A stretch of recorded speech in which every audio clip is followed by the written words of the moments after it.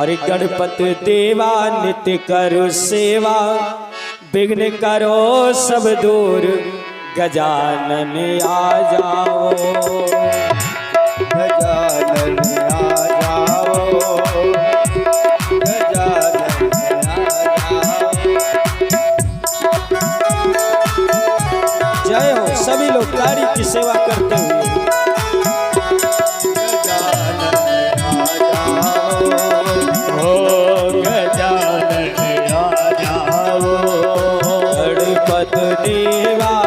करो सेवा, विघ्न करो सब दूर, गजानन आ जाओ, ओ गजानन आ जाओ, गजानन आ जाओ। जय हो, बोलिए गणेश भगवान की जय हो।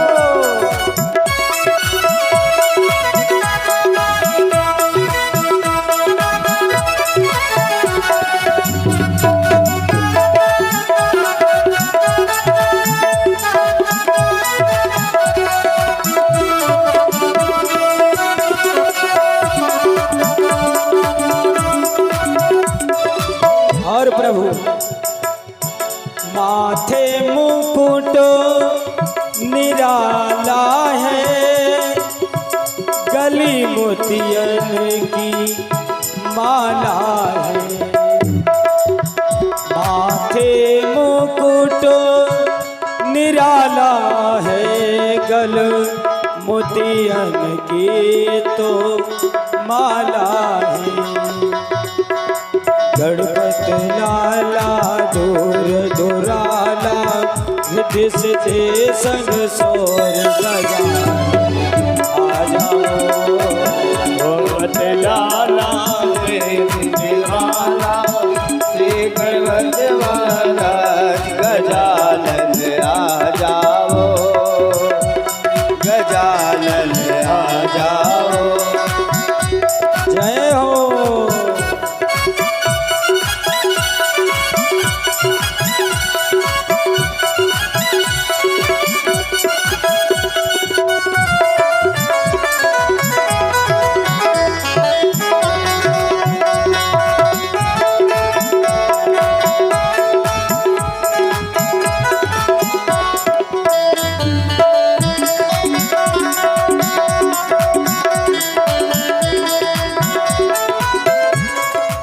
और प्रभु रणती भवन के राजा हो तुम, अटकाए सारे काजा है।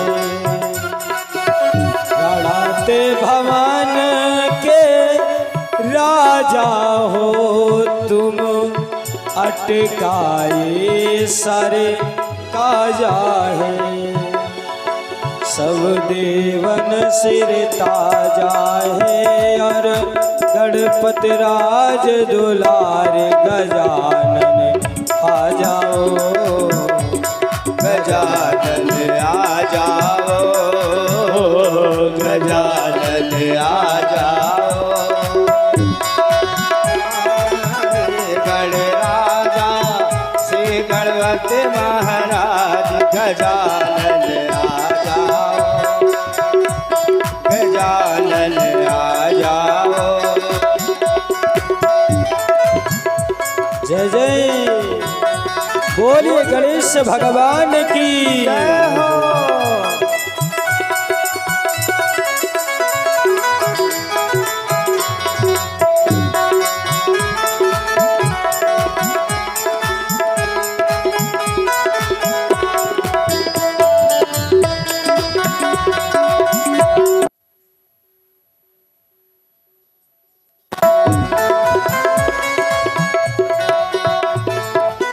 और प्रभु प्रेम भाव से जो तुम ध्यावे, सारा संकट कट जावे। प्रेम भाव से जो तुम्हें गावे, सारा संकट कट जावे। साचे मन से जो तुम्हें ध्यावे, घर घर मंगल हो जाए। गजानन आ जाओ, गजानन आ जाओ, गजानन आ जाओ। हे गणराजा देवों के राजा, हे गणपति महाराज, गजानन आ जाओ, गजानन आ जाओ।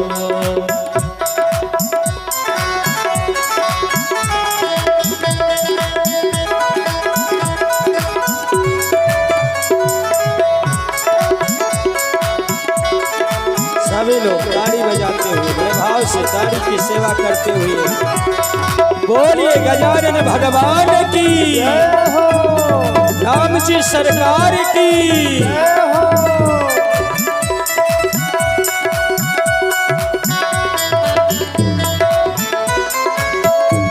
गजानन आ जाओ, गजानन बोलिए गजानन सरकार की जय हो, जनक जी महाराज की जय हो, जनक स्थान की जय हो, श्री गुरुदेव भगवान की जय हो। ध्रुव जी की उम्र उस समय 5 वर्ष की थी, इसलिए उनको और तो कुछ समझ में बात नहीं आई। उन्होंने कहा मुझे एक बात हो गया, आज मेरे पिता के गोदी से हमको नीचे झटक कर गिरा दिया गया, तो हम भगवान से मुलाकात करेंगे और भगवान से पूछेंगे कि महाराज ऐसा क्यों? यदि मेरे भाई के पिता हैं तो मेरे भी तो पिता हैं, मुझे ऐसा क्यों किया गया? नारद जी महाराज कहते हैं संसार में सबसे कठिन चीज आपने सोचा। संसार में सब कुछ हो सकता है, लेकिन भगवान की प्राप्ति करना, भगवान को प्राप्त करना कोई आसान बात नहीं है। भगवान और भगवत दो अलग अलग चीजें हैं। एक भगवत की महत्व अभी हम बताएंगे आपको, पहले आप भगवान की महिमा सुनिए। आज ध्रुव जी महाराज कहने लगे मुझे भगवान को प्राप्त करना है, भगवान से मिलना है हमको। नारद जी महाराज कहने लगे ऐसे थोड़े मिलेंगे, उसके लिए कर्म करना पड़ेगा, परिश्रम करना पड़ेगा, तपस्या होगी। नारद जी महाराज से ध्रुव जी कहते हैं कि हे गुरुवर, हे ऋषिराज, आप मुझे ऐसा कोई मंत्र बता दीजिए जिससे भगवान की प्राप्ति हो जाए, भगवान की प्राप्ति हो जाए। नारद जी महाराज ने ध्रुव जी को 12 अक्षर मंत्र बताया। 12 अक्षर मंत्र जो होता है सभी लोग जानते हैं और बहुत ही सरल है और भगवान को प्राप्त करने का सीधा मार्ग है। नारद जी महाराज द्वारा ध्रुव जी महाराज से ध्रुव जी ने कहा गुरुवर अब हमको वो मंत्र बताइए, कौन सा मंत्र? 12। पहले 12 का मतलब समझिए, 2 और 10 यानी 12 अक्षर का मंत्र है, उसी को 12 अक्षर मंत्र कहा जाता है। नारद जी महाराज ने बताया कि ओम नमो भगवते वासुदेवाय, ओम नमो भगवते वासुदेवाय। हे पुत्र, तुमको इसी मंत्र का जप करना, लेकिन एक काम करना। बोले क्या? कहने लगे अगर तुम सीधे जगह पर बैठ जाओगे तो वहां बहुत सी कठिनाई आ जाएगी। कौन कौन सी गुरुवर? कहने लगे महाराज कि पहली कठिनाई ये आएगी, मोह आ जाएगा। यदि कहीं ढूंढते ढूंढते तुम्हारे माता और पिता दोनों से मुलाकात हो गई, तब फिर तुम भगवान की प्राप्ति नहीं कर सकते हो, क्योंकि तुमको मोह आ जाएगा। और मोह आएगा तो फिर मार्ग से आप भटक जाएंगे। कहने लगे अच्छा महाराज, तो क्या किया जाए? कहने लगे तुम एक घनघोर वन में एकांत जगह देख करके भगवान का मंत्र जपो। आज महाराज कहते हैं कि ध्रुव जी महाराज ने मंत्र जपना शुरू कर दिया। ओम नमो भगवते वासुदेवाय, ओम नमो भगवते वासुदेवाय, ओम नमो भगवते वासुदेवाय। और जब चलता रहा, महीनों बीत गए। महाराज कहते हैं पर भगवान नहीं आए। नारद जी महाराज आए और फिर कहा, रे पुत्र क्या हुआ, भगवान मिले? कहने लगे महाराज भगवान तो अभी आए ही नहीं। नारद जी महाराज कहने लगे ऐसे थोड़ी भगवान मिलते हैं, जितनी कठिन तपस्या करोगे उतनी जल्दी भगवान की प्राप्ति होगी। कहने लगे महाराज फिर क्या किया जाए? बोले अब तुम फल जो खाते हो फल का त्याग कर दो, सिर्फ जल पियो और भगवान का नाम ध्यान धरो। ध्रुव जी महाराज ने फल का त्याग दिया। फिर महीनों बीत गए, भगवान की प्राप्ति नहीं हुई। नारद जी महाराज पुनः आते हैं, कहते हैं महाराज हे पुत्र भगवान की प्राप्ति हुई? बोले नहीं हुई गुरुदेव। ऐसे थोड़ी होगा, और कठिन तपस्या करो। अब क्या किया जाए गुरुजी? कहने लगे पुत्र तुम ऐसा करो, अब जल भी त्याग, सिर्फ भगवान का ध्यान धरो, भगवान का नाम जपो। 5 वर्ष का बालक है, जरा विचार करिए, भगवान की प्राप्ति के लिए ना तो वो जल ग्रहण करता है, ना फलाहार करता है, सिर्फ ओम नमो भगवते वासुदेवाय ही जपता है। महीनों बीत गए, नारद जी फिर आ गए, पुत्र भगवान प्राप्त हुए? बोले अभी नहीं गुरुजी। कहने लगे कि अब जल्दी और प्राप्त करना हो तब हम एक उपाय और बताते हैं, बहुत जल्दी भगवान प्राप्त हो जाएंगे। बोले कैसे गुरुजी? कहने लगे जो श्वास लेते हो श्वास भी त्याग दो, यानी श्वास को रोक लो काबू में करके, और फिर भगवान का ध्यान करो। ज्यों नारद जी, क्योंकि 5 वर्ष का बालक था, और मनुष्य को तभी जब दुख होता है, पूजा तो रोज होती है, पूजा सभी लोग करते हैं, आप करते हैं, हम करते हैं, लेकिन पूजा कभी कभी होती है। पूजा करना, भाव से पूजा करना, दो अलग चीजें हैं। ये प्रमाण सहित बता रहे हैं, जिस दिन आत्मा से निकलेगा शब्द भगवान तत्काल सुनेंगे। जीवन में कभी 1-2 बार पूजा होता है। मैं अपनी बात बता रहा हूं कि आज के 5 साल पहले एक दिन मैंने पूजा किया था। पूजा नहीं किया था, सिर्फ कहा था कि ये काम मेरा हो जाए। भागवत कथा चल रही थी, एक स्थान है गावट माता का, बहुत दिव्य सुंदर स्थान बना हुआ है, वहीं हम कथा कर रहे थे। और ऐसी कुछ बात हो गई, कितना हमको कष्ट हुआ। तो एकदम सही बात बता रहे हैं। मैंने उसी दिन कथा में हृदय से मेरे आंख से आंसू निकल आए और हमने कहा, हे मैया, अगर ये कार्य मेरा पूरा हो गया तो मैं कथा पुनः आपको सुनाऊंगा। और ठीक 9 महीने के बाद मेरा कार्य वो पूर्ण हो गया। पूजा रोज करते हैं, पर पूजा जिस दिन आत्मा से निकलेगी भगवान तत्काल सुनेंगे। जिस प्रकार जब गज ग्राह की लड़ाई हुई तो गज ने केवल आह भरा और रा का शब्द निकला, मां कह भी नहीं पाए, भगवान तत्काल आ गए। तो जब आत्मा से शब्द निकलेगा वो सीधे भगवान तक पहुंचे।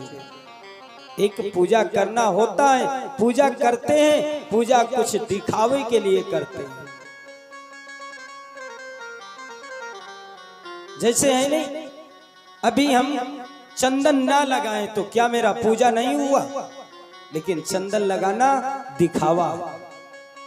पीला वस्त्र धारण किए हैं, अगर पीला वस्त्र ना पहने हम और सत्य बोले, भगवान में लौ लगाएं, क्या हम ब्राह्मण नहीं हुए? लेकिन ये दिखाने के लिए किया जाता है। आज ध्रुव जी महाराज ने दिखाने के लिए नहीं किया, केवल भाव से, भाव विभोर से उन्होंने श्वास तक त्याग दिया। और ज्यों ही श्वास को रोका, सृष्टि ये रुक गई। सृष्टि एकदम रुक जाती है और सब हाहाकार हो जाता है। भगवान तत्काल प्रकट हो गए। बोलिए विष्णु भगवान की हो। और कहने लगे, पुत्र बताओ तुमको क्या चाहिए? कहने लगे, पहली बात कारण ये बताएं कि मेरे ही पिता के गोदी से मुझे क्यों बहिष्कार किया गया? भगवान कहने लगे, पुत्र ये बताओ, तुम अपने पिता की गोदी में जाना चाहते हो या परम पिता की गोदी में जाना चाहते हो? और कहने लगे, तुमको राज चाहिए, मैं पुनः तुमको राज दिलाऊंगा। लेकिन मात्र भगवान के दर्शन करते ही ध्रुव जी का मन जो था निर्मल हो गया और उनकी बुद्धि पलट गई। कहने लगे, प्रभु अब हमको संसार में कुछ नहीं चाहिए, सब मुझे मिल गया। जब भगवान मिल गए तब हमको संसार में सब कुछ मिल गया। बस आप कृपा करें, मैं सदैव आपके चरणों में लगा रहा। भगवान ने एक लोक का निर्माण करवाया, ध्रुव लोक का, और वहां का राजा बना दिया महाराज ध्रुव जी का। ये हुई भगवान की प्राप्ति। अब वही एक कारण और बनता है। जब भगवान ने कहा ध्रुव जी से, तुमको राज चाहिए, पुत्र चाहिए, माता चाहिए, भाई चाहिए, जो बताओ वो तुमको देते हैं हम। तब ध्रुव जी ने कुछ नहीं मांगा, केवल भगवान के चरणों में अनुराग मांगा। और वहीं एक बात उठ जाती है, ये है भगवान के दर्शन की कृपा। लेकिन जब कुबेर जी गंधर्व के द्वारा, महाराज ध्रुव जी के भाई का नाम था उत्तम, उनकी मृत्यु हुई तो ध्रुव जी लड़ने पहुंच गए। वही बात, पहले उन्होंने कहा कि मुझे संसार में कुछ नहीं चाहिए, और फिर जब भाई मारा गया तब फिर ध्रुव जी क्यों लड़ने पहुंच गए? महाराज पूछते हैं, श्री सुखदेव स्वामी परीक्षित जी को समझा रहे हैं, कह रहे हैं कि भगवान की प्राप्ति केवल प्राप्ति नहीं हो सकती है जब तक आप भगवत की प्राप्ति नहीं करेंगे, तब तक आपका उद्धार नहीं हो सकता। भगवान को प्राप्त कर सकते हैं, पर भगवत की कृपा पाना बहुत दुर्लभ है। तब हजारों वर्षों तपस्या करनी पड़ती थी, तब जाके भगवान की प्राप्ति होती थी। और आज कलयुग में बाबा गोस्वामी तुलसीदास जी ने कहा है कि कलयुग केवल नाम आधारा, कलयुग केवल नाम आधारा, कलयुग केवल नाम आधारा, कलयुग के जय हो।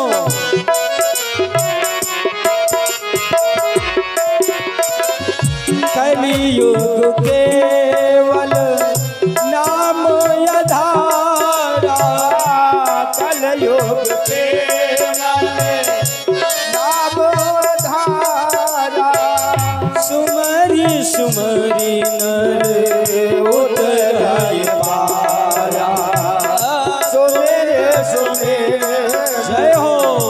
उतराय पारा। कहना क्या है, सतयुग में बहुत साल तक तपस्या करनी पड़ती थी। त्रेता में 1000 वर्ष, त्रेता युग में द्वापर आया तो 2-4-500 वर्ष। लेकिन कलयुग में आपको घर त्यागने की आवश्यकता नहीं है। आज कलयुग में केवल भगवान का सुमिरन करते रहिए, काम करते रहो, नाम जपते रहो, काम करते रहो, नाम जपते रहो, काम करते रहो, नाम जपते रहो, काम करते रहो, नाम जपते रहो। हर समय कृष्ण का ध्यान धरते रहो,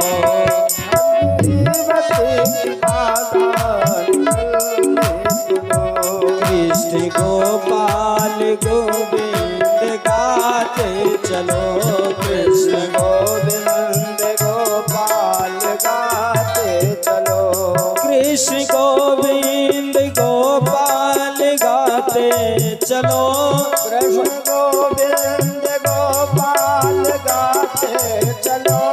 मन की विषयों को हरदम हटाते चलो, मन के विषयों को हरदम हटाते चलो, कृष्ण गोविंद गोपाल गाते चलो, कृष्ण गोविंद गोपाल गाते चलो, गोविंद गोपाल गाते चलो।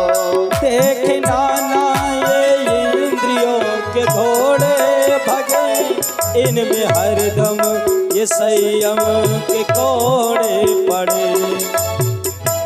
देखना इंद्रियों के न घोड़े भगे, इनमें हरदम ये संयम के कोड़े पड़े।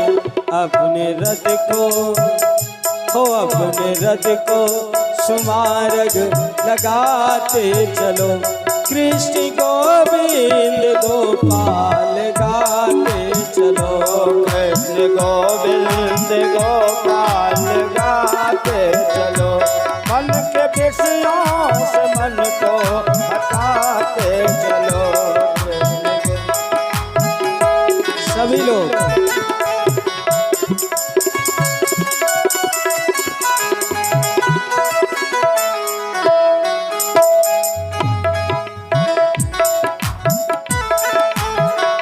भैया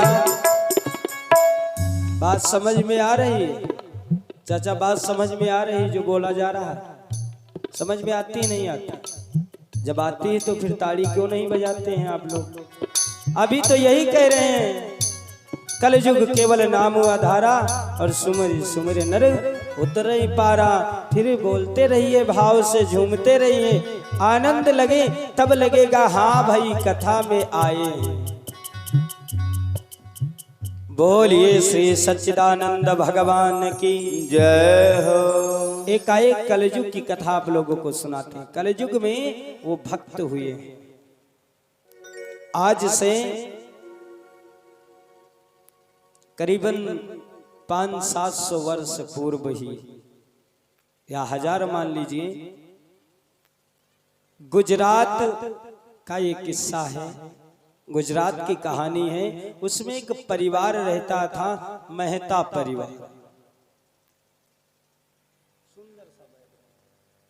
तभी आना कह दो, जनक महाराज की, राजा रामचंद्र भगवान की जय हो। एक मेहता परिवार रहता था, उनके 2 पुत्र थे। बड़े का नाम था सारंगधर मेहता और छोटे पुत्र का नाम था नरसिंहधर मेहता। तो सारंगधर मेहता जो था, पढ़ा लिखा था, विद्वान था, शरीर से भी बढ़िया ताकतवर था। तो राजा के यहाँ कोतवाल के पोस्ट पर तैनात था। जो गुजरात के राजा थे, उनके यहाँ वो कोतवाल था।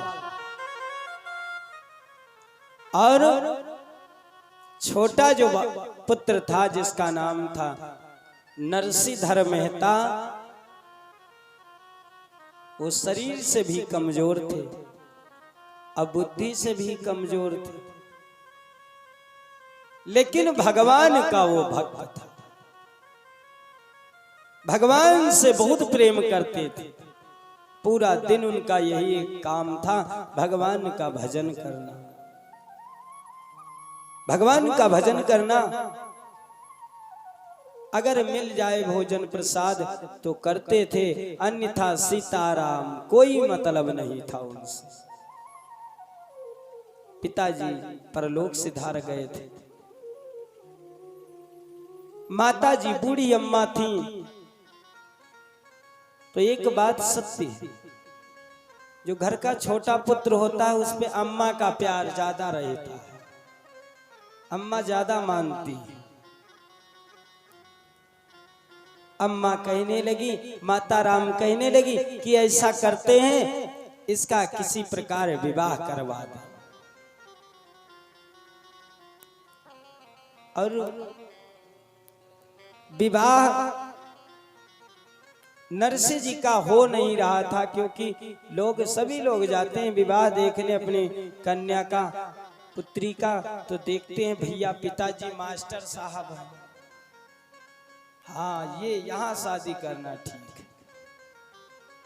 लड़का क्या कर रहा है? सर्विस कर रहा है, ठीक है कर दिया। विवाह देखने जब लोग जाते हैं तो सर्विस देखते हैं, ना कि गुण। कोई गुण देखता है? अपनी कन्या विवाह करने जाएगा तो लड़के को देखेंगे, फिर उसकी सर्विस नहीं, उसकी कमाई देखेंगे, कितना कमाता है। अरे कितना भी कमाओ आप, लेकिन भगवान की मर्जी नहीं होगी, आपका पेट नहीं भर सकता। कितना भी कमाओ, भगवान की एक बहुत अच्छी चाल है। भगवान ने एक कृपा ऐसी बना दिया है, जिसके पास खाने के लिए पैसे नहीं, उसको भूख बहुत लगती है, और जिसके पास खाने के लिए पैसा, उसको भूख ही नहीं लगती। गरीब आदमी जाएगा तब डॉक्टर साहब लिखेंगे कि भैया तुमको फ्रूट खाना है, फल खाना है, दूध पीना, क्योंकि उसके पास पैसे नहीं है। और जब सेठ जाएगा, डॉक्टर साहब फौरन लिखेंगे तुमको शुगर है, दूध नहीं पीना है, फल तो कतई नहीं खाना है तुमको। ये भगवान की बहुत अच्छी परंपरा। पहले गरीब लोग चने खाते थे, अब अमीर लोग खाते हैं। अरे भाई हम देखे नहीं, लेकिन सुनते हैं जो कोदो होता, कोदो जानते हैं? अरे कोदो, हम वहां गए थे, अरे दिल्ली में पूजा करवाने, तो हमको दिखाए जिनके यहाँ सेठ के यहाँ गए थे, बोल रहे हैं 400 रुपए किलो मिल रहा है। उनको इतना तगड़ा शुगर था, वही कोदो खाते थे। ये भगवान की कृपा है उन पर कि बेटा कितना भी करो लेकिन तुमको सुख की रोटी नहीं खानी है। नरसिंह जी महाराज बेचारे शरीर से भी कमजोर, मन से भी कमजोर, धन से भी कमजोर। जब कमाएंगे नहीं तो धन कहां से आएगा। अम्मा, बूढ़ी अम्मा थी, किसी प्रकार एक रिश्तेदार को सेट किया, विवाह करवा दिया। और जैसे विवाह हुआ भैया, तो विवाह होना तो अच्छी बात है, पर जैसे दो बहू आई तुरंत घर में डरवार, तुरंत शुरू हो गया कलेश घर में। नरसिंह जी और सारंगधर मेहता का बंटवारा हो गया। बंटवारे में एक बात बहुत सत्य बता रहे हैं, अगर आप प्रबल हैं तो गांव का जो पंच होगा, प्रधान होगा, आपकी तरफ बोलेगा। अगर आप शरीर से दुबले हैं, पैसे से कमजोर हैं, परिवार से कमजोर है, आपकी तरफ वो नहीं बोल सकता। तो ऐसे ही वहां भी हुआ। नरसिंह जी से कहा जो कमाए हो ले जाओ, या जो पिताजी कमा के दे गए उसमें आधा आधा कर लो। ये तो हमने बनवाया, मकान हमने बनवाया, चौपाल हमने बनवाया। नरसिंह जी ने, पिताजी के पास क्या था, एक टूटा फूटा मंदिर था भोले बाबा का, और जड़ जड़ पुराना घर था। भाभी तुरंत बोल दिया, नरसिंह जी की भाभी कहने लगी कि ये घर हम ले लेंगे, तुम मंदिर ले लो। हो गया बंटवारा, मंदिर मिला नरसिंह जी को। नरसिंह जी कुछ भी नहीं बोले, क्योंकि जीवन में हानि लाभ सब कुछ सही है, पर सीताराम सीताराम सीताराम कहिए। जय विधि राखे राम, ताही विधि रही। नरसिंह जी ने कुछ नहीं बोला, मंदिर चले गए, मंदिर में रहने लगे। नरसिंह जी को एक पुत्र और एक पुत्री हुई। पत्नी कमजोर थी शरीर से, रोगग्रस्त होके बिटिया धीरे धीरे, जिसका नाम बहुत सुंदर रखा नरसिंह जी ने, रामा नाम रखा। रामा नाम रख दिया। लेकिन ज्यों ज्यों बिटिया सयानी हुई, नरसिंह जी के जो बड़े भाई थे सारंगधर कहने लगे ये विवाह तो कर नहीं पाएंगे, चलो हम ही कर देते हैं कहीं ढूंढ के। नरसिंह जी पे एहसान नहीं किया भैया, वो अपने स्वार्थ के लिए उसका विवाह कर दिया। कहीं ऐसा उल्टा सीधा ना हो जाए जिसमें मेरा भी नाम आवे। नरसिंह जी पे उन्होंने कोई रहम नहीं किया, अपने नाम ऊपर करने के लिए उन्होंने विवाह कर दिया दिल्ली से। और इधर क्या होता है, बिटिया चली गई ससुराल। नरसिंह जी की पत्नी जो थी, रोग से ग्रस्त होकर के एक दिन वो भी परलोक से धार गई। पुत्र था वो भी सर्प ने डस लिया, उसकी भी मृत्यु हो गई। अब अकेले नरसिंह जी बचे और भोले बाबा। एक दिन भोले बाबा के सामने नरसिंह जी बैठे हुए बड़े भाव से भगवान से कह रहे हैं, अरे का दे के भोले का मनाई हो, अरे का दे के शिव का मनाई हो, भोला मानत नाई। आदे कैसो का मनाई हो, भोला मानत नाई। भोले का मनाई हो, शिव मानत नाही। आदे भोले का मनाई हो, शिव मानत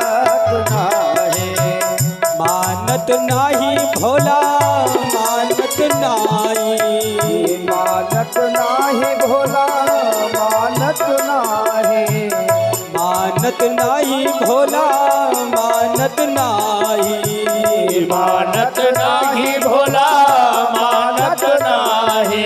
आदई कई भोले का मनाई हो भोला मानत नाही। आदई कई भोले का मनाई हो भोला मानत नाही। जय हो बोल शंकर भगवान की। जय हो।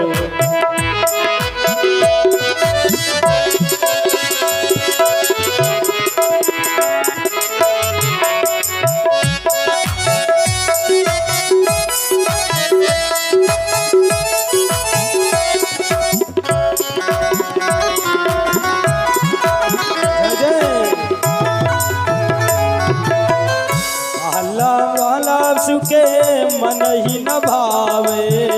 महला तो शिव के मन ही न भावे। महला शिव के मन ही न भावे। महला शिव के मन ही न भावे। मन ही न भावे भोला मन ही न भावे। मन ही न भावे भोले मन ही न भावे। महला शिव के मन ही न भावे। महला शिव के मन ही न भावे। पर्वत कहाँ पर हम पाए हो भोला मानत नाही। मनाई हो शिव मानत नाही। कहाँ पर हम पाए हो भोला मानत नाही। कहाँ से पाई हो शिव मानत नाही। मानत नाही भोला मानत नाही। मानत नाही भोला मानत नाही। मानत नाही भोला मानत नाही। मानत नाही भोला मानत नाही। आदई कई भोले का मनाए हो शिव मानत नाही। सादई के भोले का मनाई हो शिव मानत नाही। जय हो सभी लोग मीठी मीठी ताली बजाते हुए बड़ा आनंद आएगा। शंकर भगवान की जय हो।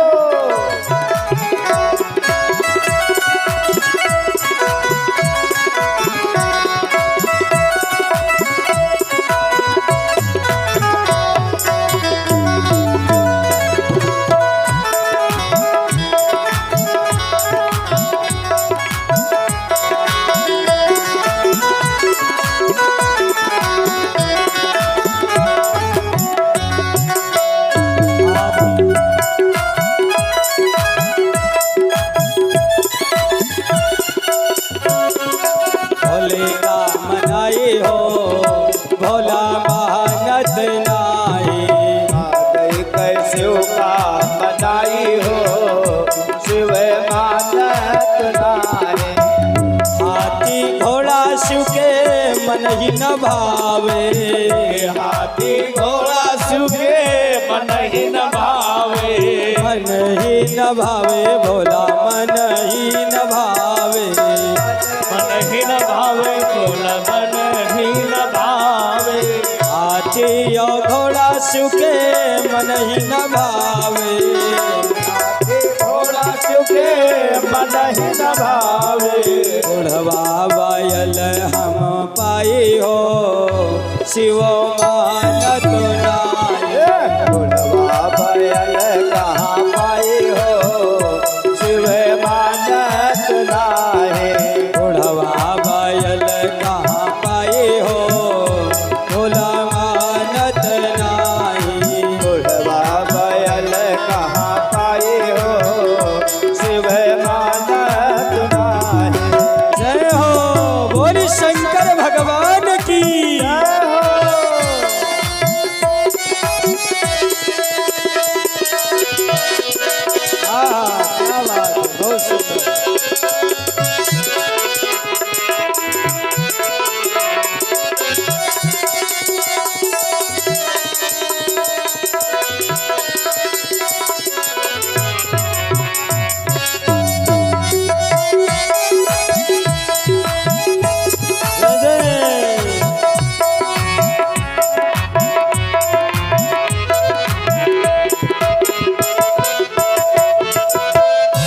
और क्या कहना प्रभु।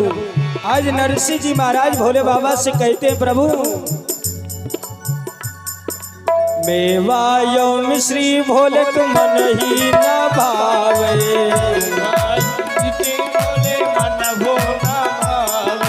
मेवा यो मिश्री भोले को मन ही न भावे,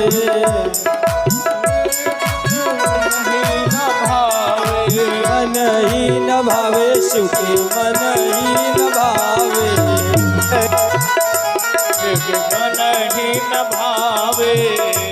और कहना क्या प्रभु, मेवा यो मिश्री शिव के मन ही न भावे, श्री शिव के मन ही न भावे, मेवा यो मिश्री भोले के मन ही न भावे, श्री भोले मन ही न भावे। भांग धतूर हम पाई हो भोला मानत नाही, भांग धतूर कहाँ पाई हो मानत नाही, भांग धतूर कहाँ पाई हो भोला मानत नाही, धतूर कहाँ पाई हो भोला मानत नाही, मानत नाही भोला मानत नाही, मानत नाही भोला मानत नाही, मानत नाही भोला मानत नाही, मानत नाही भोला मानत नाही। आदई कई भोले का मनाए हो भोला मानत नाही, आदई कई भोले का मनाई हो मानत नाही, आदई कई भोले का मनाए हो भोला मानत नाही।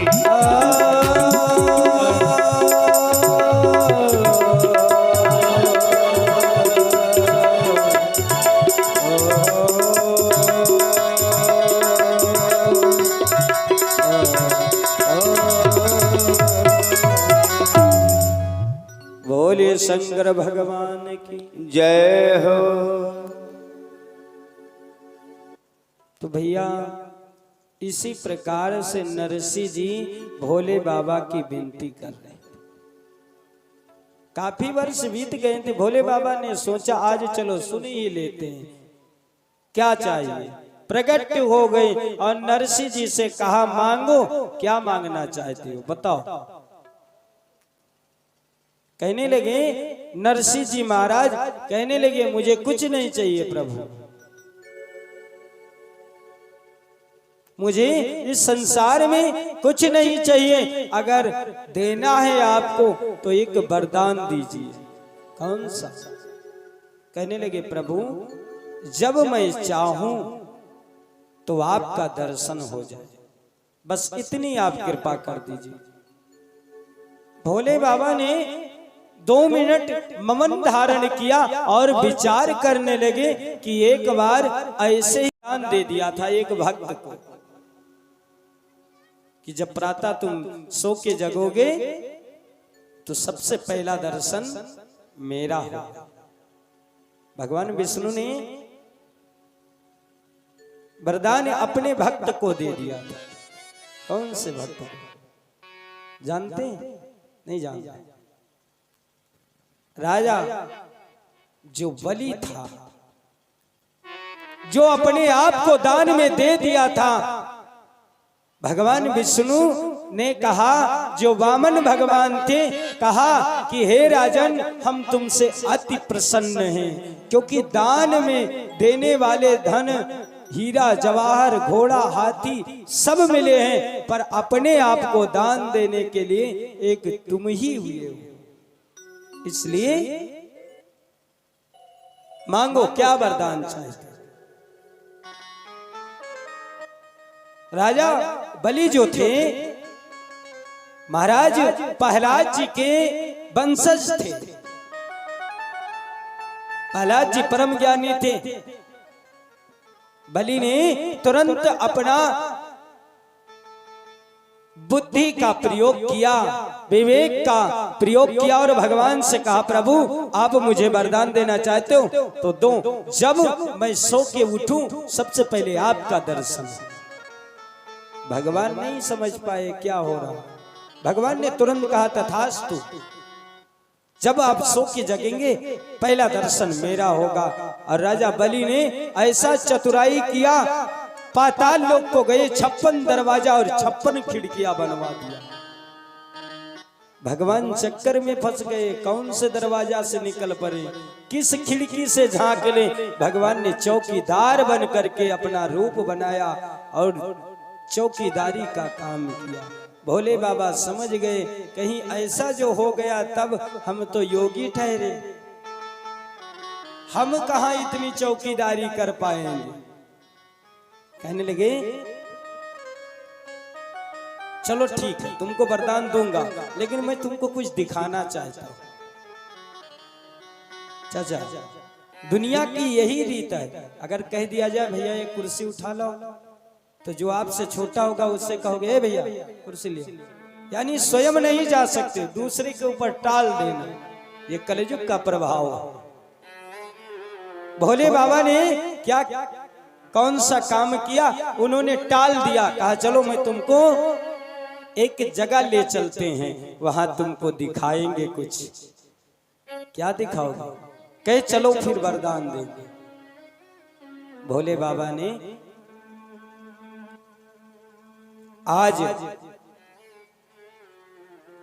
वृंदावन को, वृंदावन में एक वहां एक प्रतिबंध लगा था, जहां भगवान का रास होता था, कन्हैया अपनी रास रचाते थे, वहां केवल एक पुरुष रहता था, यानी भगवान स्वयं रहते थे, बाकी सब नारियां रहती थी। गौरा जी भी जाया करती थी। भोले बाबा ने कहा कि हम भी चलेंगे रास देखने। बोले वहां नहीं जा सकते हो। फिर तो कहने लगे, फिर वहां अगर चलना है तो तुमको नर से नारी बनना पड़ेगा। बन के नर से नारी करके 16 श्रृंगार, चूड़ी पहने हाथों में और माथे पे बिंदी लगाई। भोले बाबा ने अपना श्रृंगार बना लिया, क्योंकि अर्धनारेश्वर हैं वो, आधी पार्वती जी। भोले बाबा का कहीं कहीं फोटो देखे होंगे, आधे में पार्वती जी, आधे में शंकर जी, अर्धनारेश्वर। अब नरसिंह जी को कैसे ले जाएं? भाई भोले बाबा तो नारी बन गए, नरसिंह जी क्या बन जाए? नरसिंह जी को एक मिसाल पकड़ा दिया। मिसाल समझ रहे हैं? नहीं समझ पाए। जब हम नहीं समझ पा रहे हैं, आप क्या समझेंगे? हम तो लिखी कथा बता रहे हैं, उसका अर्थ हमने पढ़ लिया। मिसाल उसको कहते हैं, लकड़ी का होता था, उस पे थोड़ा सा मसाला रख के फिर आग जलाई जाती थी, उसी से उजाला होता था, फिर उसको दिखाया जाता था, उसी को मसाल कहते हैं। अब वो मसाल नरसिंह जी को पकड़ा दिया, मिंद्रा बना गए, रास रचा। बड़ा सुंदर दृश्य है। एक कन्हैया मधुर मधुर मुरली को बजा रहे हैं और गोपियां सब नृत्य कर रहे हैं। बड़ी सुंदर मुरली बज रही है, गोपियां सब नृत्य कर रही हैं। महाराज भोले बाबा भी उसी में नाच रहे हैं।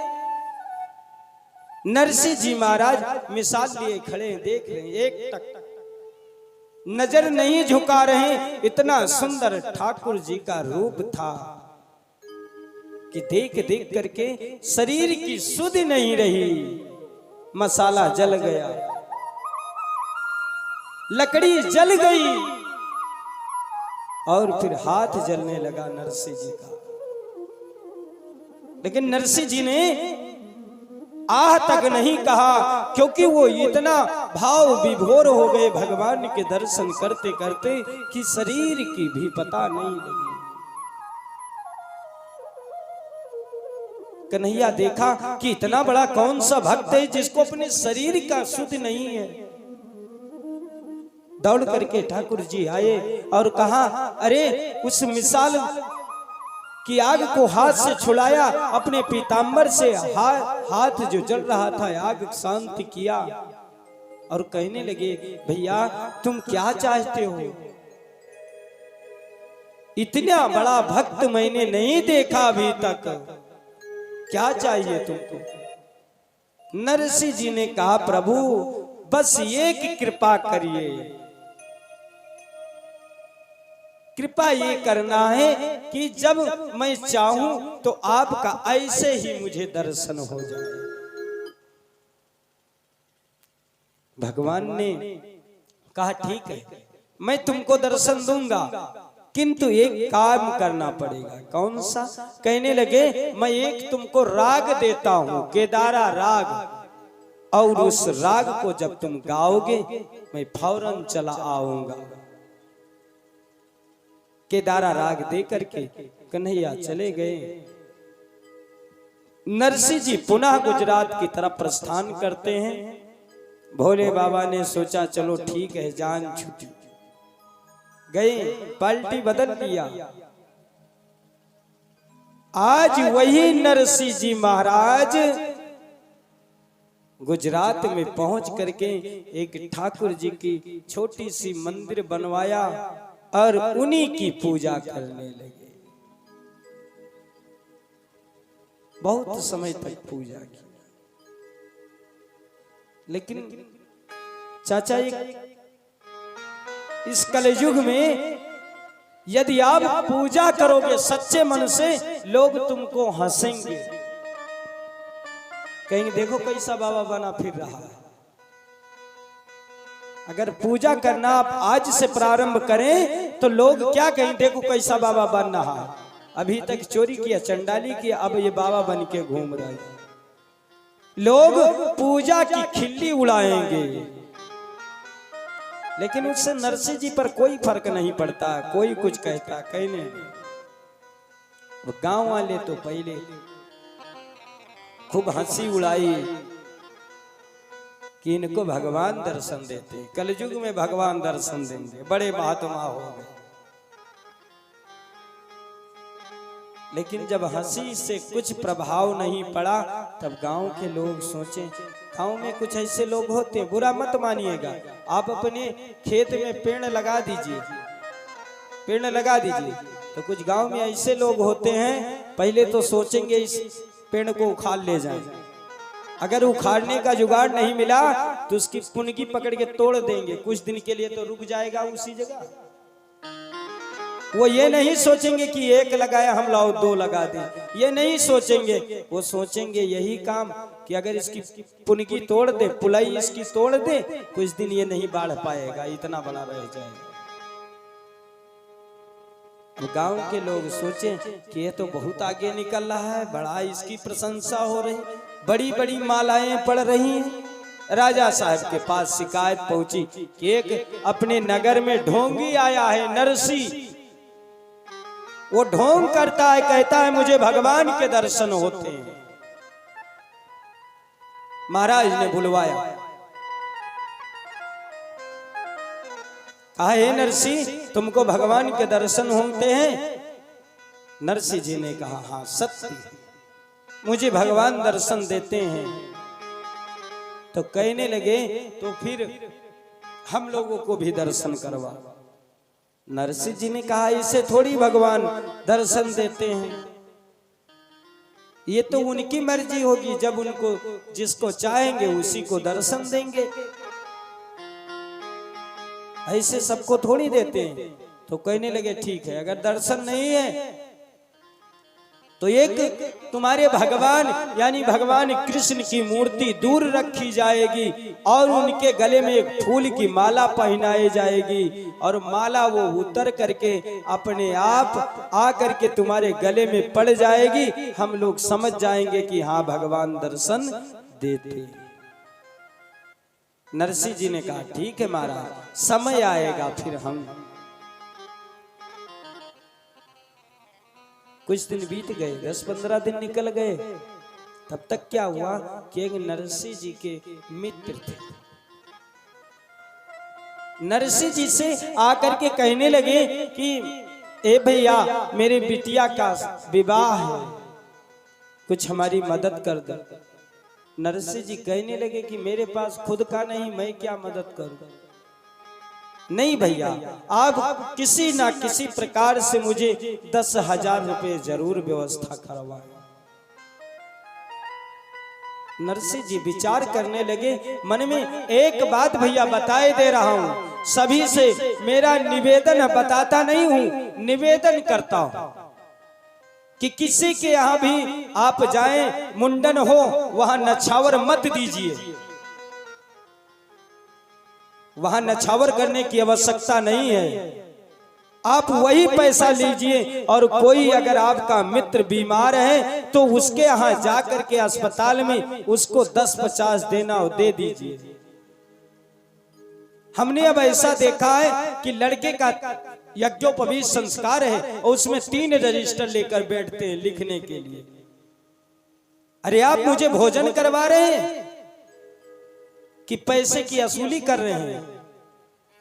कदाप मत दीजिए, किसी के यहां बरहा हो, 27 हो, 1 रुपए मत दीजिए। वही पैसा बचा करके किसी गरीब को दे दीजिए। लड़की की शादी हो, उसमें आपको 100 रुपए देना है, आप उसमें 500 दे दीजिए। पर कह दो लड़के का तिलक है, उसमें जाके न्योता लिखवाएं, 1 रुपए मत देना। किसी की बहू आए उसको पैसा मत देना, वो तुम्हारे बल पे बहू लेके आया है, खुद कमाए और खुद खिलाए। पैसा उसी को दिया जाता है जो जिसके लायक हो। और नरसिंह जी विचार करने लगे, कहने लगे कि अब मैं क्या करूं जो मेरी वजह से अगर मेरे मित्र की यहां शादी रुक गई तो मुझे पाप लगेगा। नरसिंह जी गांव में एक सेठ रहता था, वो ब्याज पर रुपया देता था। नरसिंह जी गए, कहा भैया मेरे मित्र को 10,000 रुपये आप दे दीजिए और जो भी ब्याज बनेगा उचित आपको दे दिया जाएगा। नरसिंह जी से कहने लगे, सेठ जी कहने लगे मैं पैसा तो दे दूंगा लेकिन मेरा यही काम है भैया, इसलिए पैसा जितना आवश्यकता है 10, 50, 20 जितने हजार लेना ले लीजिए, लेकिन उसके बदले में कुछ आपको हमारे यहाँ गिरवा के तौर पर, गारंटी के तौर पर रखना पड़ेगा। नरसिंह जी कहने लगे मेरे पास तो कुछ है ही नहीं, क्या रख दूं भैया। कहने लगे महाराज, नरसिंह जी कहते हैं कि भैया मेरे पास धन दौलत तो कुछ नहीं है, एक चीज है, वो है भगवान का राग। मैं आज से ये गिरही रख देता हूं, आज के बाद जब तक आपका पैसा नहीं चुकता कर दूंगा तब तक मैं इस राग को नहीं गाऊंगा, भले मेरे प्राण चले जाए। और जब गांव के लोगों ने सोचा कि नरसिंह जी ने तो अपना राग गिरही रख दिया, नरसिंह जी परम सत्यवादी आदमी हैं, प्राण चले जाएंगे लेकिन वो कार्य नहीं करेंगे जिसमें झूठ। क्योंकि बाबा रहीमदास ने कहा है कि झूठ बराबर पाप नहीं और सत्य बराबर। सच से बड़ा कोई तपस्या नहीं हो सकती, झूठ से बड़ा कोई पाप नहीं है। नरसिंह जी ने बड़े भाव से चले आए, गांव के लोग लग गए, अब मौका है, अब इसी में फंसा देते हैं नरसिंह को।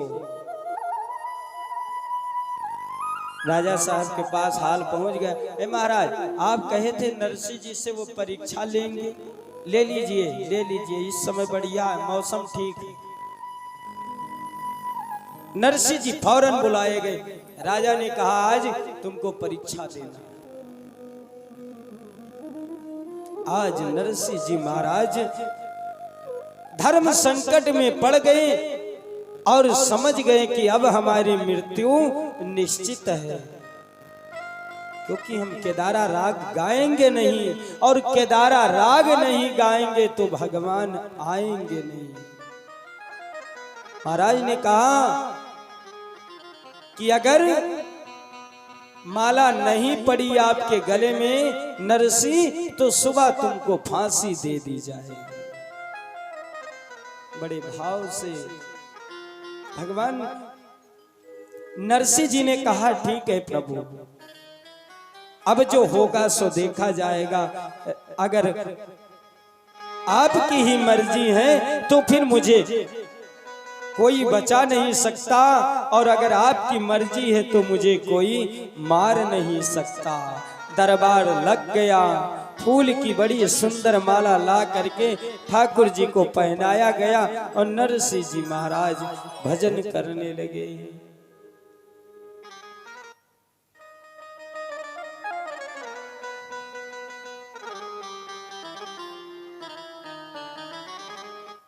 हेलो, नरसिंह जी महाराज बड़े भाव से कहते हैं कि ए कन्हैया,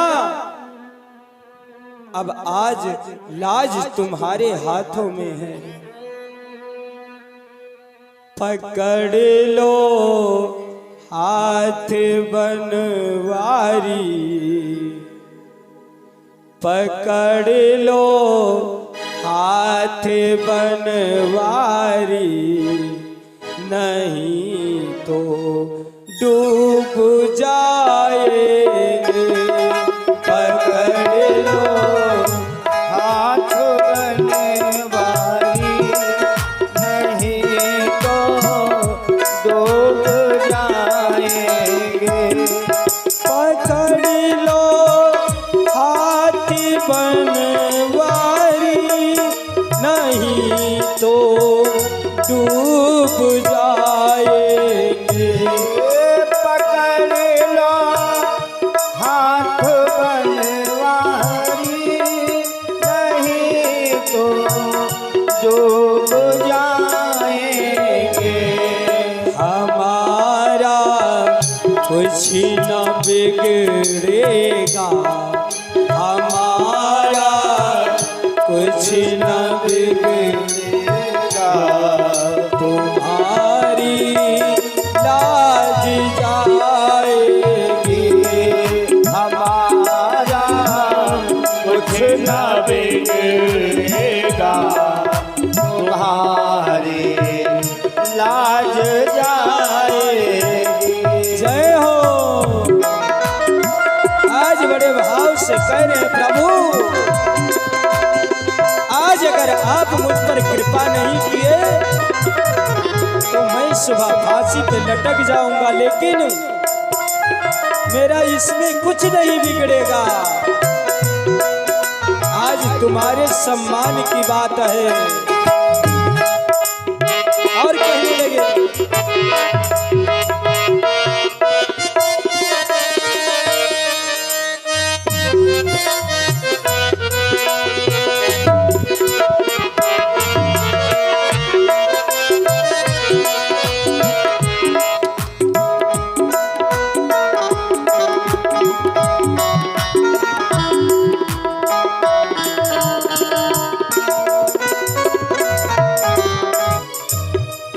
धरी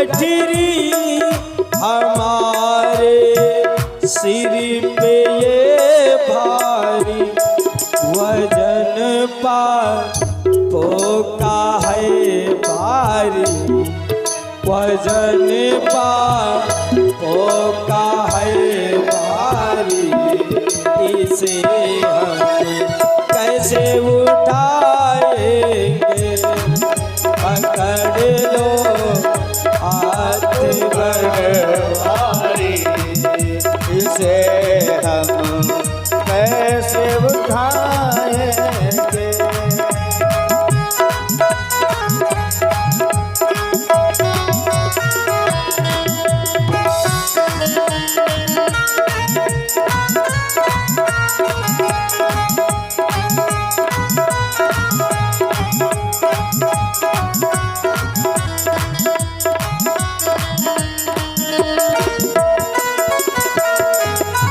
और कहते प्रभु, इस संसार में मुझे अपने जीवन की कोई मोल नहीं है और ना तो मुझे जीवन की अपनी चिंता है, लेकिन अगर चिंता है प्रभु तो आज तुम्हारे लाज की है।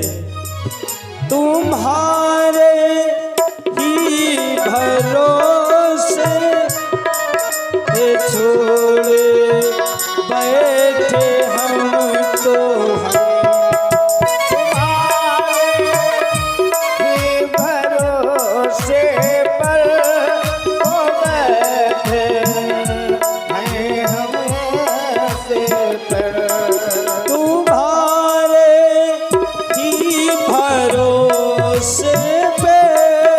जमाना छोड़ बैठे हैं, जमाने की तरफ देखो, जमाने की तरफ देखो, इसे हम कैसे निभाएंगे,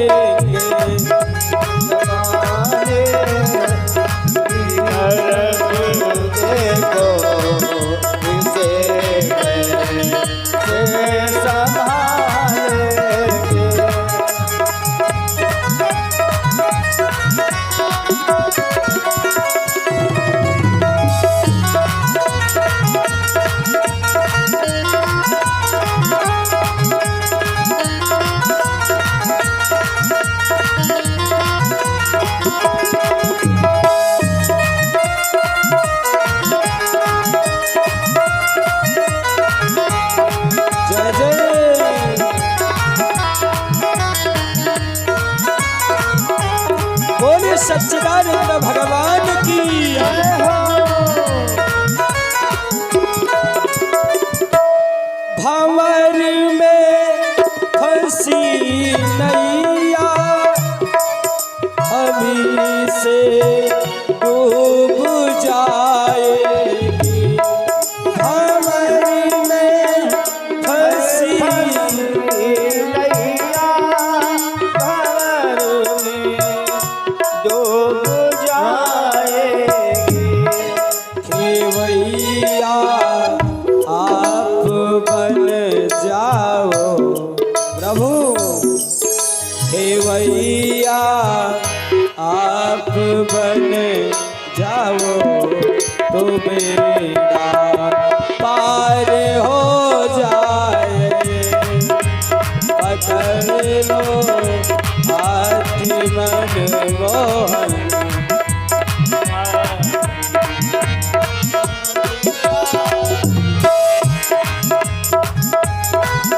मेरे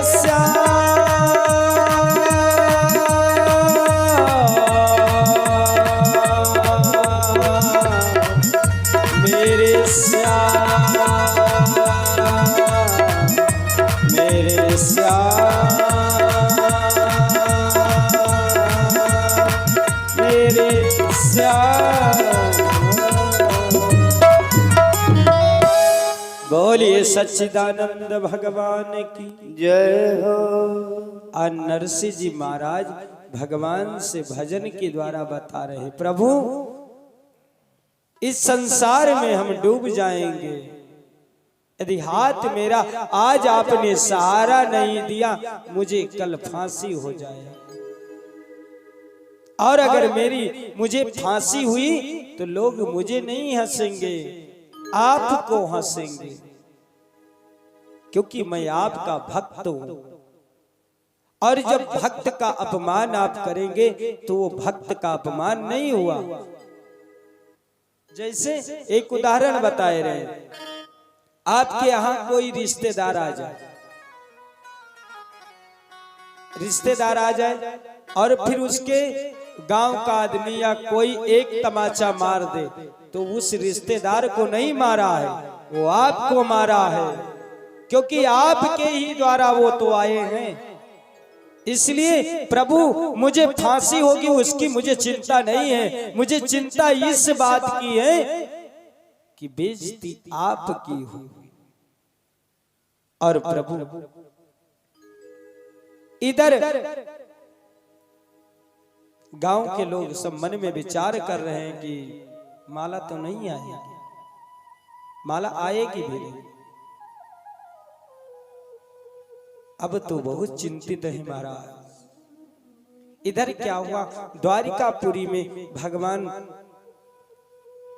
भोजन के लिए बैठते हैं और श्री रुक्मणी जी 56 प्रकार का व्यंजन लेकर आए।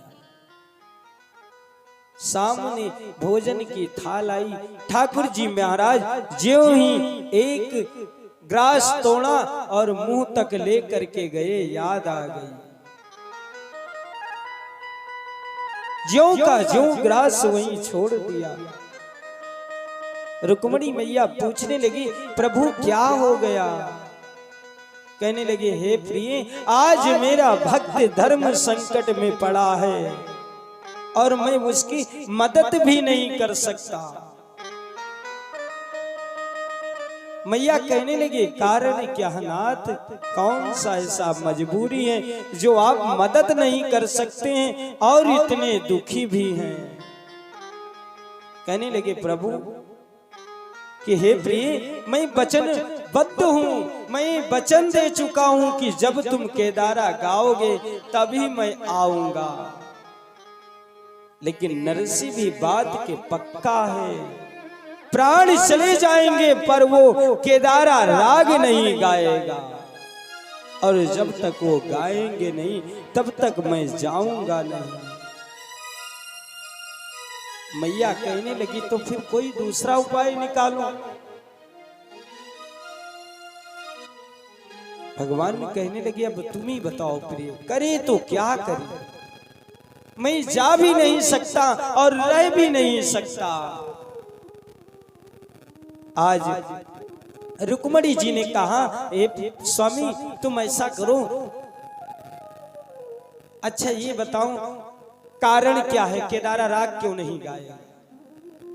कहने लगे कि वो दूसरी की बिटिया के शादी में अपना केदारा राग गिराई रख दिया। मैया कहने लगी, तो बड़ा सुंदर है, आप जाइए उनका राग जो है वापस दिलवा दीजिए। हाँ, ये बात तो बहुत अच्छी, यही बात। आज कन्हैया ने बड़ा सुंदर धोती पहना, कुर्ता पहना, सदरी पहनकर टोपी रखी, एक छोटा सा थैला लिया, पैसा रखा 10,000 11,000 और बगल में दाप करके रात में आ गए सेठ के पास। खुंडी खटखटाया, भैया। सेठ बोला, इतनी रात को कौन आ गया? इतनी रात कौन है भैया? भगवान कहने लगे, मेरा नाम श्यामल है, श्यामल। कौन हो? मैं श्यामल को तो नहीं जानता हूं। भगवान कहने लगे, आप नहीं जानते हो, मैं तो आपको जानता हूं। मैं नरसी का मुनीम हूं, जो आपसे पैसा लिया था उसके बदले में केदारा राग रखा था गिरवा, उसको छुड़ाने आया हूं। आज वो धर्म संकट में फंसे हैं भैया। दरवाजा खोला, 10,000 रुपए निकाल करके भगवान ने उस सेठ को दे दिया, 2,000 और दे दिया। कहा, भैया ये 2,000 और रख लो, एक काम करना, कहना राजा के दरबार में जाना और इतना कह देना भैया कि तुम्हारा राग मुक्त हो गया है, तुम्हारा मुनीम आया था, हमको पैसा दे दिया। आज महाराज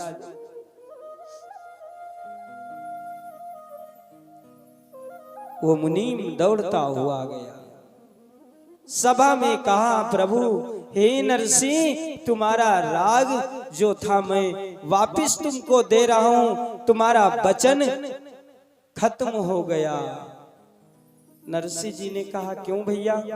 बोले आपका मुनीम आया था, ये देखो 10,000 दिया, 2,000 और दिया, सिर्फ इतने काम के लिए कि चले जाओ, इतना बता दो कि तुम्हारा राग वापिस हो गया। लेकिन और ज्यों ही ये शब्द सुना, नरसिंह जी एकदम ठाकुर जी के चरणों में गिर पड़े, रोने लगे, प्रभु यदि आज आप नहीं होते तो फिर मेरा जीवन नहीं रहता। कोटि कोटि धन्यवाद देते हुए और ज्यों ही केदारा राग शुरू किया, सभी सभा में देखते देखते मूर्ति से माला उतरी और नरसिंह जी के गले में जा पहुंची। ज्यों ही माला पहुंचती है त्यों सभी लोग जयकारा लगाने लगते हैं, नरसिंह भक्त की। नरसिंह जी ने कहा भैया मेरा कोई जयकारा मत करिए, ये तो कृपा इनकी है, यदि इनकी कृपा नहीं होती तो कुछ नहीं होता, इसलिए सभी लोग भगवान का जयकारा लगा दो। रामचंद्र भगवान की जय हो, जनक जी महाराज की जय हो। क्योंकि आज उनकी कृपा नहीं होती तो मैं यहां नहीं आता, उनकी कृपा नहीं होती तो आप लोगों से मुलाकात नहीं होती। संसार ये बहुत बड़ा है और बहुत छोटा। सम्मान सहित नरसिंह जी चले आए घर को। कुछ समय बीत गया। इधर क्या हुआ भैया कि नरसिंह जी की जो बिटिया थी, अब बिटिया कोई एक बिटिया हुई, बिटिया सयानी हो गई। तो जब सयानी हो गई उसका विवाह तय हुआ। सबको कार्ड भेज रहे हैं, सबको निमंत्रण भेज रहे हैं, लेकिन नरसिंह जी को नहीं भेजा। क्यों? नरसिंह जी गरीब थे। गरीब लोग आ जाएंगे तो सम्मान नहीं घट जाएगा? घट जाएगा। गरीब लोग, बुरा मत मानिएगा भैया, अभी नेताजी यहां आ जाए उनके लिए बर्फी आएगा, सेब आएगा, चाय बन के आएगी, नमकीन आएगी, और अगर गरीब आदमी कोई नेताजी के यहाँ पहुंच जाए तो उनके लिए पार्ले जी बिस्किट आएगा। क्या वो इंसान नहीं है? अटल सत्य बात है ये।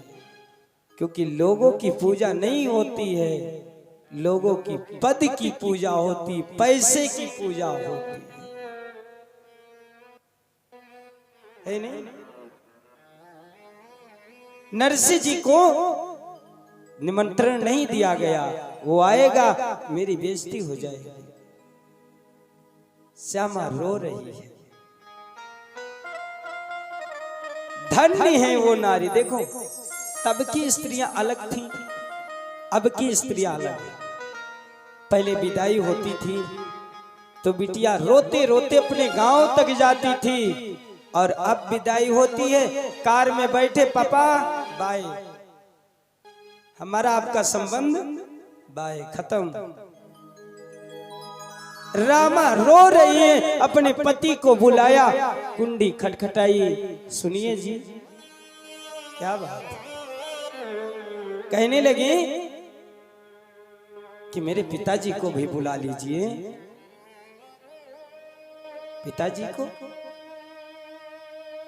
वो यहां आएंगे बेइज्जती हो जाएगी। ये नहीं है, आप उनको बुला लीजिए, जहां गौशाला है गाय बांधी जाती है उसी में रुक जाएंगे। कई वर्ष हो गए मैंने अभी पिताजी को देखा नहीं है, इसी बहाने से देख लेंगे, दर्शन हो जाएगा। रामा रो रही है, अपने पति से कहते हैं, लेकिन तब पुरुष भी मर्यादित था। अब के पुरुष कैसे, चाहे वो आप हो चाहे हम हो, ससुराल को अगर निमंत्रण नहीं जाएगा तो फिर कोई रिश्तेदारी को नहीं जाएगा। लेकिन उसने ऐसा कुछ नहीं किया, अपने पिताजी से गया, कहने लगा, पिताजी, रामा कह रही है कि पिताजी को हमारे बुला लीजिए, हम दूर से ही देख लेंगे। अच्छा कोई बात नहीं, बुलाओ उसको, और उसकी इतनी बेइज्जती कर दिया जाए कि दोबारा यहाँ आने के लिए तैयार है। लिख गया, पत्र लिखा जाने लगा। जैसे आज अपने यहाँ होता नहीं तिलपुज्जा, तिलपुज्जा समझ रहे नहीं समझ रहे, लड़की की या लड़के की जब शादी होती है तो नन्योरे से आता है, कपड़ा आता है, सामान आता है, वही उनकी अम्मा पहन करके पूजन करती हैं।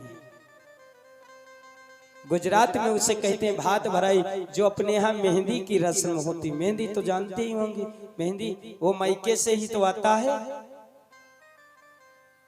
वही वहां कहते हैं भात भराई। भात भरने के लिए सामान लिखा जाने लगा, 1.25 मन मेवा, 1.25 मन मिश्री, किशमिश, सब ढेर सारा लिखते गए। और उसमें एक ददिया सास थी रामा की, वो भी कहा, ददिया सास ही होती है ना, वो भी अपना कानून बताने लगे।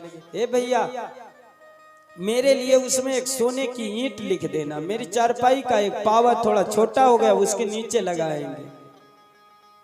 यानी हर प्रकार से नरसिंह जी की बेइज्जती करने के लिए लोग तैयार हो गए। लेकिन जिसके ऊपर भगवान की कृपा होती है, संसार में उसे कोई बेइज्जत नहीं कर सकता, स्वयं बेइज्जती पा जाता है। नौ को बुलाया, पत्र लिख करके भेज दिया, जाओ। और नौ ठाकुर पहुंचा गांव, पूछने लगा, पत्र देखा इतना बड़ा लिखा हुआ है, हाँ तो कोई सेठ होगा। गांव को गया, गांव में पूछने लगा कि यहाँ कोई सेठ रहते हैं, नरसिंह सेठ रहता है? तो वहां कोई नरसिंह सेठ था ही नहीं, कौन बताएगा भाई। पूरा दिन नौ ठाकुर ढूंढे, पूरा दिन ढूंढते रहे। शाम को एक बाबा मिले, ए भैया, हमने देखा आज गांव में तुम कई बार चक्कर लगाए हो, क्या बात है? कहने लगे, मैं नरसिंह सेठ के यहाँ जाना चाहता हूँ। कहने लगे, यहाँ नरसिंह सेठ तो कोई नहीं रहता, लेकिन नरसिंह भिखारी एक रहता है, उसके यहाँ जाना चाहते हो, चले जाओ, गांव के सबसे बाहर निकल जाना, एक सबसे पुराना मंदिर जड़ होगा, वही उसका घर है।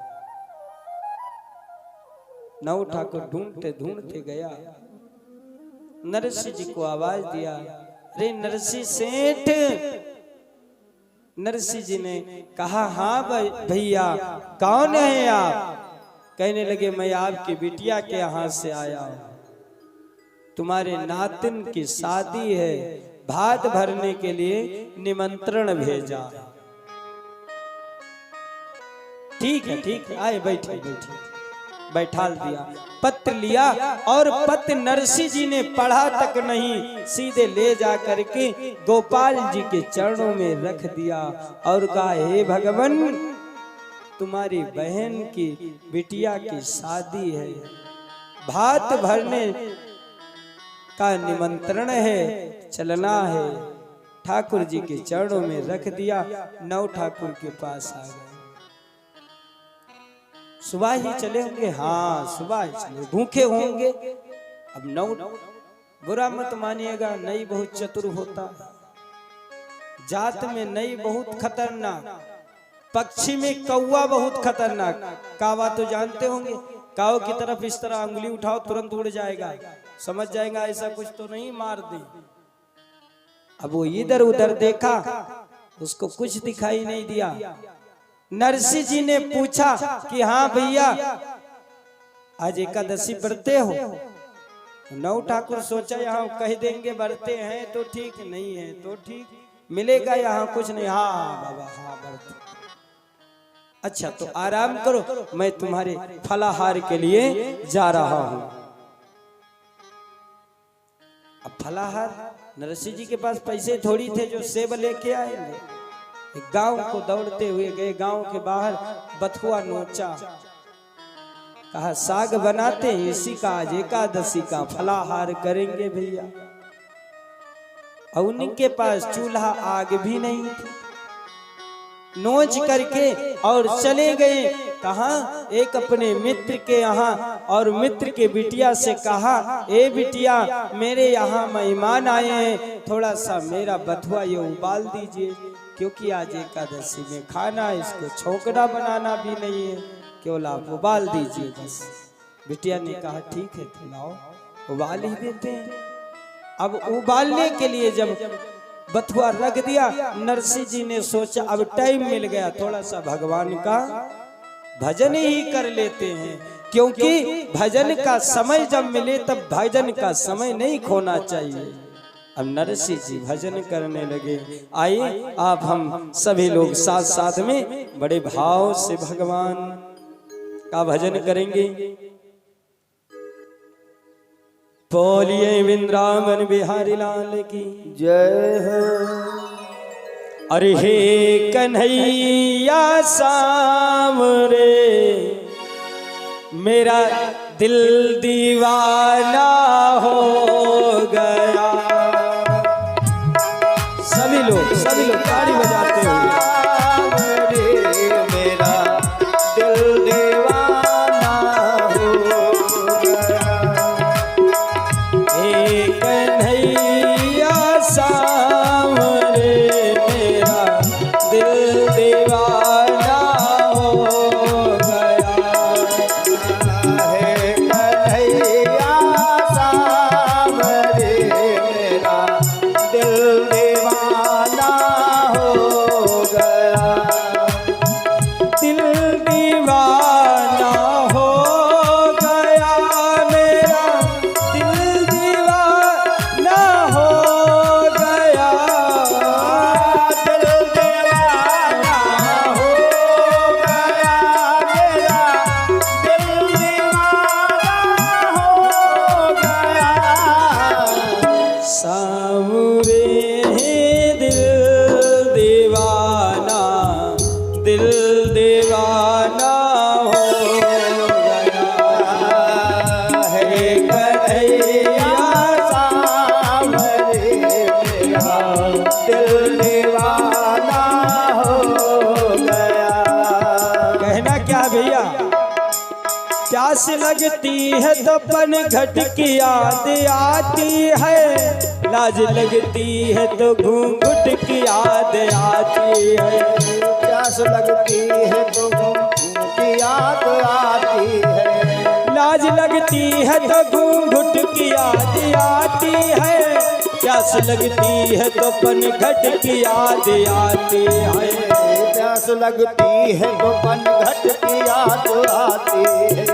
प्यास लगती है तो पन घट की याद आती है। और जब अपना ही बेटा सताता है तो चाचा क्या याद आता है जरा बताइएगा? अपना ही जब बेटा सताता है तो घुट घुट के मरने की याद आती है। इसीलिए सभी लोग ताड़ी की सेवा करते हुए कहना, हे कन्हैया सामरे मेरा दिल दीवाना हो गया।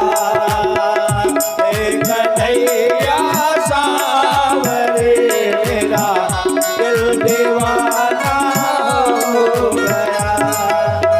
दिल दीवाना हो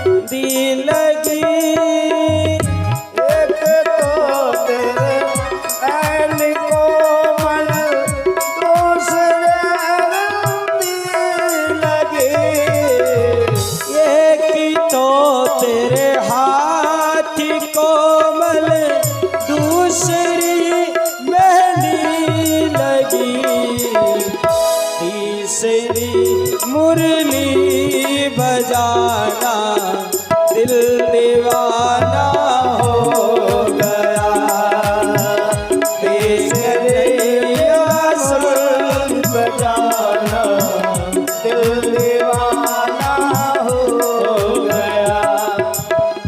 दिल दीवाना हो गया मेरा, दिल दीवाना हो गया।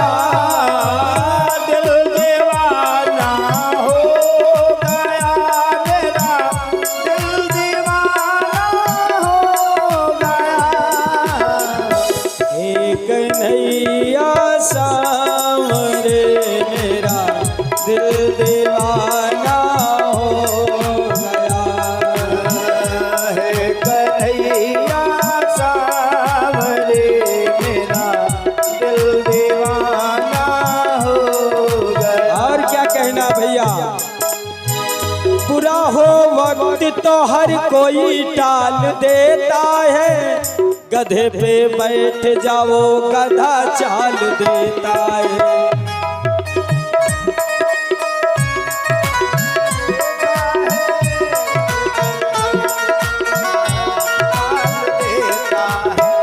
बुरा हो वक्त तो हर कोई टाल देता है, गधे पे बैठ जाओ गधा चाल देता है। इधर बैठा गधे काल देता है। और भैया अपने ही बीबी के चक्कर में खुद का बूढ़े माँ बाप को घर से निकाल देता है। एक कन्हैया सामरे मेरा दिल दीवाना हो गया। है कन्हैया सावरे मेरा दिल दीवाना हो गया। एक कन्हैया सामरे मेरा दिल दीवाना हो गया। है कन्हैया सावरे मेरा दिल दीवाना हो गया। एक तो तेरे बाल काले, दूसरा चूड़ा लगा। एक तो तेरे बाल काले, दूसरा चूड़ा लगा। एक तो तेरे बाल काले, दूसरा जूड़ा लगा। तीसरी घुंघराल लट है, दिल दीवाना हो गया। हे कन्हैया सावरे मेरा दिल दीवाना हो गया। एक कन्हैया सामरे मेरा दिल दीवाना हो गया। हे कन्हैया सावरे मेरा दिल दीवाना हो गया। एक कन्हैया सामरे मेरा दिल दीवाना हो गया। हे कन्हैया सावरे मेरा दिल दीवाना हो गया। एक कन्हैया सामरे मेरा दिल दीवाना हो। बोलिए सच्चिदानंद भगवान की। जय हो। आज महाराज नरसिंह जी तो इधर भजन कर रहे हैं, उधर साग बन रहा है, और इधर क्या हुआ, जैसे जो भगवान बैठे हैं, संसार में जितनी भी मूर्ति हैं, चाहे हनुमान जी हो, शंकर जी हो, दुर्गा माता हो, राम जी हो, या कोई भी मंदिर हो, सबको हम भगवान मानकर पूजा करते हैं, ऐसे तो। लेकिन एक मूर्ति है जिसको हम अपना पुत्र मान करके उनकी सेवा करते हैं। जानते हैं किसको? लड्डू गोपाल को। और जिसको जो इनको अपना पुत्र बना लिया तो फिर उसके ऊपर क्या संकट आ सकते? संसार में बताओ, सब पूजा सबकी होती है, सब कोई धनुष बाण लिए हैं, कोई गदा लिए हैं, कोई त्रिशूल लिए हैं, लेकिन ये हाथ में क्या लिए हैं? लड्डू। सदा जीवन उसका मीठा ही रहेगा। जो इनकी सेवा करता है उसके ऊपर कभी कष्ट नहीं आता, कड़वापन नहीं रहता, प्रसन्न चित्त रहता। इधर ही क्या हुआ, ठाकुर जी महाराज अपना भोजन करने के लिए जैसी थाली आई, रुक्मणी जी से कहने लगे, रुको, ये भोजन हमारे घर मेहमान आया, उसको भोजन करवाते। बढ़िया 56 प्रकार का व्यंजन लेकर के और फिर भगवान स्वयं नौ ठाकुर के पास आ गए। लो भोजन करो। नौ ठाकुर सोचा कि ये बाबा इतने मैले कुचैले कपड़े पहने हैं, तुम कौन हो इनके बाबा के? कहने लगे, मैं इनका ये मंत्री हूं, मंत्री मुनीम।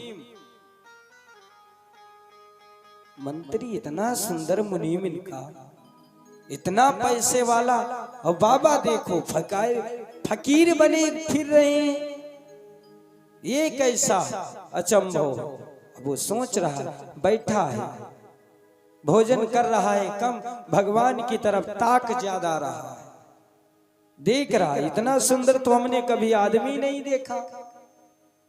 और वास्तविक रसखान जी की आप लोगों ने तो कथा सुना ही होगा। रसखान जी गए थे एक होटल पर चाय पीने के लिए, और चाय पीने गए तो वहां देखा कि लड्डू गोपाल की फोटो लगी थी। अब देख रहे हैं रसखान जी, दुकान वाला पूछ रहा, बाबा उधर क्या देख रहे हो? नहीं नहीं कुछ नहीं देख रहे, इसको देख रहे हैं, इस तस्वीर को देख रहे हैं। चाय बना के लाया, रख दिया, चाय ठंडी हो गई, रसखान जी की नजर उसी पर रही भैया, ताक रहे हैं। अब वो दुकानदार पूछने लगा, बाबा इतनी ध्यान से क्या देख रहे हो?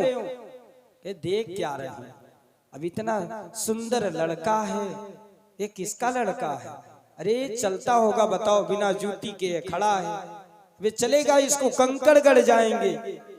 इतने कोमल कोमल हाथ पैर हैं, अब बताओ उनको जूती तक नहीं पहनाया। दुकानदार सोचा ये पागल है बाबा, एक तो जात